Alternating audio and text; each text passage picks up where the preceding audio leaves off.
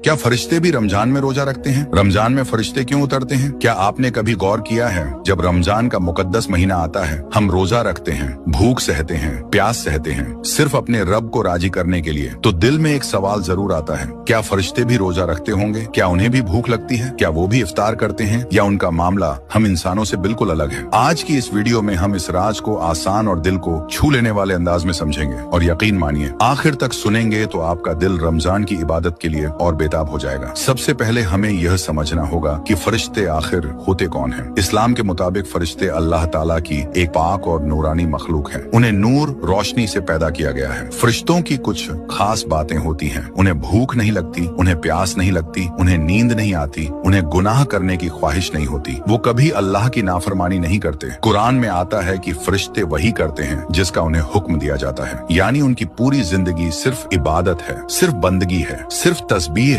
क्या फरिश्ते भी रमजान में रोजा रखते हैं? जवाब है नहीं। फरिश्तों को रोजा रखने की जरूरत ही नहीं होती, क्योंकि रोजा इंसानों और जिन्हों के लिए इम्तिहान है। भूख और प्यास सहकर अपने नफ्स पर काबू पाना, अल्लाह के लिए सब्र करना, यह इंसानों के लिए है। लेकिन फरिश्ते तो वैसे ही हर वक्त इबादत में मशगूल रहते हैं, उन्हें किसी टेस्ट की जरूरत नहीं। लेकिन रमजान में फरिश्ते क्या करते हैं? अब यहाँ सबसे खूबसूरत बात आती है। रमजान में फरिश्ते जमीन पर ज्यादा उतरते हैं। हदीस शरीफ में आता है कि फरिश्ते मस्जिदों में आते हैं, कुरान पढ़ने वालों के पास बैठते हैं, जिक्र करने वालों को घेर लेते हैं, दुआ करने वालों पर आमीन कहते हैं। जरा सोचिए, आप अकेले बैठे कुरान पढ़ रहे हों और आपके आसपास फरिश्ते मौजूद हों, यह कितनी बड़ी सादत है। एक और अजीम खुशखबरी, जब इंसान रोजा रखता है, भूखा प्यासा रहता है, अल्लाह की रजा के लिए सब्र करता है, तो फरिश्ते उसके लिए दुआ करते हैं। मतलब आपका रोजा सिर्फ आपका नहीं, आपके लिए आसमान से रहमतें उतर रही होती हैं। शब-ए कद्र, फरिश्तों की सबसे बड़ी आमद, रमजान की सबसे मुकद्दस रात शब-ए कद्र। कुरान में आता है कि इस रात फरिश्ते उतरते हैं। उलमा बताते हैं कि उस रात इतनी बड़ी तादाद में फरिश्ते उतरते हैं कि जमीन भर जाती है। हर जगह, मस्जिदों में, घरों में, इबादत करने वालों के पास, दुआ करने वालों के पास, यानी जिस इंसान ने उस रात इबादत कर ली उसकी तकदीर बदल सकती है। फरिश्ते हर जगह नहीं आते, वो खास जगहों पर आते हैं, जहाँ अल्लाह का जिक्र होता है, जहाँ कुरान पढ़ा जाता है, जहाँ नमाज होती है, जहाँ सुकून और पाकीज़गी होती है। लेकिन फरिश्ते उन जगहों से दूर रहते हैं जहाँ गुनाह होते हैं, जहाँ झगड़ा होता है, जहाँ गंदी बातें होती हैं। इसलिए रमजान में हमें अपने घर का माहौल भी बदलना चाहिए। रोजा सिर्फ भूख और प्यास का नाम नहीं, रोजा है